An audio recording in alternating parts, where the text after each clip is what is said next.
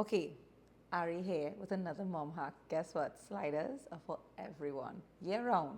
But right now, as we enter the partying, welcoming people in, having a little Christmas kind of preparation, this is the best thing to offer, quickest thing to whip up, and all of the hacks are in there. That chutney, you will not forget it. The sliders, the actual patty, juicy. How do we get turkey juicy? You gotta pay attention to the rest of this video. And the sage, I know we don't get it all year round. Use it now. It's in the grocery. We even have brie in here. Creamy, dreamy, pull apart, all the cheese pull, everything. Okay, so let's get right into this party kind of, I don't know what you want to call it. You know, we're coming on to the end of the year and everybody's having a little something. Somebody call it, oh, they're coming over, all kind of drama. That's all right. We have this lovely chutney. It's very reminiscent of, you can have Thanksgiving vibes, but at the same time, we're keeping it local and we're keeping it very Trini, right? So this is a good one to entertain with, I would say. But yes, you could just drop it into the children's lunch boxes for this time of year and let them get into, you know, the whole idea of Christmas coming around, right? So a little pot, whatever temperature you really want to go up, but I really want it to be more of a simmer. So let's start off with a medium. Probably you can go down to a low to simmer, but start off with a medium, right? So we're just getting that nice and hot. Some regular suspects here and then some that are kind of weird, right? So let's start talking about all the good flavor. I'm going to play fast and you're going to watch me cut this orange to get the skin off of it, right? You know, the real old school grandpa, granny, whatever. So I'm doing it, right? I'm trying. Right, now I have the little, yeah, I got a little piece. Right, so I'm dropping those guys in. We try not to get the rind. You see I get the rind? Pray for me, Olio. But I'm doing my thing here, right? But you don't have to be all this drama, right? They do sell dry pieces of orange skin in your regular market. You can even get them in those fancy gourmet stores, gourmand stores, yeah. And I just need to get some of it. So that's it. And then I'm going to put in, so it doesn't start to burn or anything, some of the aromatics. That would be a cinnamon stick, right? It would be just a very little bit of bay leaf, like y'all. I say little, I mean like a little piece, because it's very, you know, kind of punch in the face. And then about 3 cloves. All these things you can pull out after, right? So don't worry about the drama. Now I know this is controversial, but a chili, a scotch bonnet, chop them up real fine and drop it in. We have plenty sweet things to help with the flavor, right? And then we're going in with my favorite. It is a fermented pimento sauce. So good.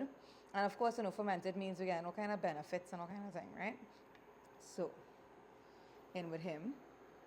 A little bit more. Okay, he agreed apparently. And then this is a little oddball, right? But you know, for Thanksgiving, people have that weird gelatinous cranberry jelly that does this, and it's like in all those films and stuff, and it's so funny. Get a bottle now, get a jar, and drop it in, right? So that's in. I'm lowering my heat, right? Like low. Just gonna stir it up a bit so you can come in and see that. Alright, so we're just stirring them a bit, right? You're seeing those chilies in there, you're seeing the piece of orange rind, you're seeing the cinnamon stick. So doesn't it sound like home? It's reminiscent of this time, of those flavors, right? Those smells in the kitchen. And then, sorrel. How are we gonna forget him at this time? So I'm putting in some sorrel. This is the dried sorrel, right? And then I'm going to cut my orange and get some like good juice, because around this time we have good citrus in Trinidad and Tobago. So use it. Same granny vibe, but catching the seeds, right? And you see how much juice this is producing for us. So this is kind of helping with the liquid part of this. If you're concerned, you could add a little bit of apple juice. You could also add water. Right. Okay, so we're at that halfway point. Come see it, guys. All right, so you see how the cranberries have plumped up? That is just beautiful. That orange rind is just, well, skin is really getting in there, right? And the sorrel is softening. You see how there's bubbling, that kind of glossy lacquer. Yo, listen, huh? You better start rubbing this on your body. It's fantastic. Okay, we're moving on to the sliders now. Okay, so the slider part of this party, whip it together, mom, you got it, don't you worry. Kids running, all kind of drama, people coming by, but you could do it still, right?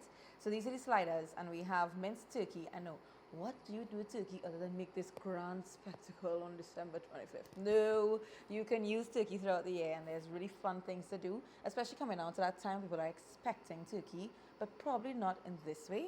So we have some minced turkey here, and you're going to ask me why they have all these things in it. I want to give you a hack, mom hack number 7. all turkey, when you're using it, things like turkey, things like poultry, such as chicken, etc., when you're using minced versions of it, you want to take an onion and you want to run it through a blender and put it into your mix. Why? Onions keep that bounciness and it keeps it nice and juicy, so that even when you cook it, it's a little bit more forgiving. And it also adds that little bit of like bite, where when you bite into it and you see the juices coming, people are like, what did you do to this turkey? Nothing. It's an onion. Blend it up, drop it in, and do this mix, of course, right? And then you kind of compensate for it with a bit more panko than the average mix of this such, but it doesn't, you don't taste the difference. So do it, try it. Okay, so that's what we have here. We have some sage, fresh sage, y'all. If you don't have fresh sage, just use what's in the pack, that's fine, but ensure it gets a nice fine kind of blend or whatever. Okay, so we're gonna roll that up and use that. We have some fresh thyme around this time, you know. Around this time, there's a lot of time. And then there's also panko. If you don't have panko, use like a baguette, some like hard bread, crusty bread, drop it in your oven, and then kind of pulse it through a blender, and you'll get these kinds of flakes, right? You don't want the big pieces, just use the little flaky parts. And then you have an egg. I have an egg yolk specifically because I don't have the white. You can put the white in. The reason is that this adds a bit more richness. Once again, turkey doesn't have truckloads of fat. So you're kind of helping it and supporting the protein by saying we want to eat you, but we need a little bit of fat in there for a little flavor, a little bounce, that kind of thing, right? And then just some oil for our patties to go in. So let's get on with this. And we have the sage, right? You don't really want these stalky bits, so we're just going to cut those off, right? And then I'm just rolling it. So this is something I want you to see. So I'm taking the leaves. They're pretty flat, right? And we kind of put them together like a puzzle, and you want to roll them, right? Kind of like a little package. And that's how you're going to cut it super fine. Sage can be really overpowering if you don't know what you're doing with sage, but please use it. Right? And I'm just going as fine as I can go.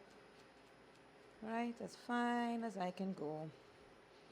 And then just give it a little extra on the fine side. If this is too much for you, just go ahead and use it in a blender. It's fine. Or in a spice grinder or whatever. It will get really nice and fine. The point is fine, easy disposition of it. Right? You want a nice disposition of it. And then thyme, as you know, is super simple. Nature has it that it's on a stalk. You just hold it and you pull at it and the little leaves fall in. Right? And they add such flavor. Don't miss this part. You need the fresh herbs, right? But if you can't, I understand. I know the kids, right? You're going to wonder, well, them and the thyme and the this. By the time they bite this all, yeah? They have a little cheese coming. You'll see the drama. They have the little chutney, right? With the sorrel, the sweet, and they have nothing with you. Okay? All right. So there we are with that. A little bit of panko to serve. So we're doing this kind of like by texture, right? Like meatballs. You don't want to overdo with the panko and end up with a dry situation, but you also don't want to under and then end up with nothing. And yes, I'm using my hands. We are home, mom and dad. We can do this. And we're just kind of mixing, right? We want everything kind of mixed in together. Right? You're putting in your salt. As I told you all, I had my onion in here already. So it's just for you to put in your salt as you feel led. Remember, you have a chutney though when you have a cheese, right? So there's a little pullback on the salt a little bit. And it looks a little bit sticky, but that's okay. We don't want it to be too dry. That means you're going to end up with a dry product. We don't want a dry product, right? Now, the reason I'm not going to wash my hands is because I'm coming in to make patties. So this hand is dry and clean. I'm going to use this hand to pour some oil in to our pan that's already ready to go, all right? And what I'm doing is I'm just going to coat the whole bottom of the pan, lowering it a little, and then you're just making like, I would say a little smaller than a golf ball size. So let me show you. Yeah, and you just kind of roll it. Don't overwork your meat, okay? And remember, your hands are warm. It causes the fats in it to kind of behave weird, all right? I'm not going to give all the culinary terms. Just know, don't overwork it. And trust yourself a little bit. Make the little thing, flatten it, drop it in. Just start a panic while it's looking perfect. And these should become a homemade, like a staple. They have become a staple in my home and they're year round. But I thought I should share them with you around this time we start partying, we start hanging out, right? So yeah, just minding my business, making more patties. Check me back and they'll be done soon. Okay, so don't overthink the thing, right? It's in, we have 4 patties, don't crowd it. It's gonna become sweaty. So what I'm gonna do is I'm gonna come in here and move this first guy that we dropped in, right? And we're just gonna, how do we know it's ready? Do you see how there's like some like cooked parts at the bottom? That's how we know it's already let go of the bottom. Perfect, looks like a little breakfast sausage, right? Really nice. And then we're doing the same with this one. He's ready. I think the other 2 need to go because we're not seeing a full cook on the bottom of them. So just let them go. Okay, so now we have the 2 other guys ready. Remember that basically we're looking for that kind of show that it's getting cooked, but then you can also just time it by about a 3 to 4 minutes on either side, actually more 2 to 3, but you really want to make sure that they're cooked well, so then you're flipping them. You're keeping them on medium high, okay? Anything higher than that, they're going to cook too much on the outside and the inside will still be raw. So really try and stick on medium high, somewhere there, right? And you see we're just flipping them. Super simple, super easy. Tastes great. Golden brown is what you're going for. Okay, so all 4 seem to be ready. How do I know? There's a bit of a golden, getting more to darker brown, yeah? And then we're also seeing these clear juices. Do you see that? Clear juices running. That's always a good sign. All right? And we're just going to put them on here to get rid of the extra oil, right? So have a rack nearby for this. And we're going to continue with the rest of these guys and then build a slider. Okay, so patties are done, bread is here and ready to go. So we have some brie.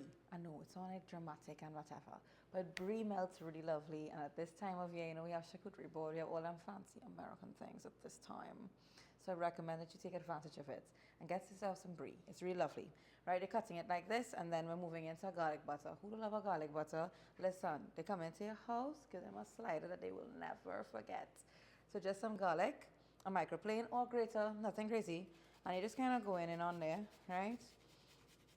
And I'm not playing fast and cutting my finger here today, so the little knob and I'll keep in, right? I'm just taking a little spatula, getting the garlic off, adding it to my butter, and then look at how simple, y'all. I just start to mash. We now have a garlic butter, the most simple garlic butter ever. You want to be extra, go ahead and add, no, this is salted, so I don't need to add any salt. But you can add, you know, some herbs if you want to. You can add anything else really and then make it a compound butter of sorts. Right? And that's that. Keep this in your fridge for the rest of the season because you're going to be using it. All right. Now we have our little dinner rolls. Make them or buy them. Right? A little cut on them. Open them, regular thing. Take your garlic butter. Right? And yes, generous. It is the holiday season. Guess what? We eat in every calorie. Okay? At least I do. And then we're going to take patties, okay? And you're putting your patties on. You're leaving this open because we're going into the oven with this, right? And we're putting our brie. So just a slice of brie. I recommend that, as I showed you, you cut it beforehand. But my style to stick, that's okay. Right? And you drop your brie on. It's going to go into the oven, get nice and broily and cute and everything. So I'm just going to continue doing that, and then we're going to pop it into the oven, and that's that. Okay, guys, so they just came right out of the oven, as you can tell. Nice and bubbly and stuff. And now, the piece de resistance, y'all. Our chutney, look at how beautiful it got, right? Nice and thick. But you see my cinnamon stick is still there. You can more than take it out. You can go hunting for your clove, etc. And if that's a real drama for you, you can always put these aromatics in a little like cheesecloth or something, tie it off and drop it in so you still get the flavor, but you don't have all the drama, right? And you're just taking, not too much, it is very potent. And you're putting it right on there. Oh gosh, all your Christmas rich, you know that. Watch that. And you're smelling the sorrel and you're getting the little orange finish. It's just, it's to die for, honestly. Right, and there we are. I'm going to continue topping like this, right? I'm a rustic kind of plater, guys. I'm not here trying to be too overly done. This is for you moms. I know I see you all year long you're going. So this is how you get it. On the table, looking beautiful. You dressed up all nice. And your friends think, where did she come out from? She's got it all done. Yep. And as I told you, put it in your kids' lunch kit. They're going to love it. It's going to be very festive. Really nice little memories for kids. Little tokens for you and your husband to remember. You and your partner to remember. And there you are. We're going to top it off. I took these guys off earlier because in the broiler, they would have gotten really burnt, right? And they just go right on. You have a little toothpick on. Oh, do I really need to say more? I don't. So I'm going to shush now. There you are. Sliders are ready. So here we are. Remember, take your little toothpick out, right? Sage out. Do I have to do this in front of you? It actually really is that good. All right, you have to make it. Should I say more? Like, subscribe, comment the recipe below. Run and make it. That chutney, banging in the face. That turkey, y'all, moist. And that lovely brie, you're not seeing it right away, but listen to me. You can feel it, you can taste it, and it has that perfect cheesy flavor. Okay, bye and let me do my thing.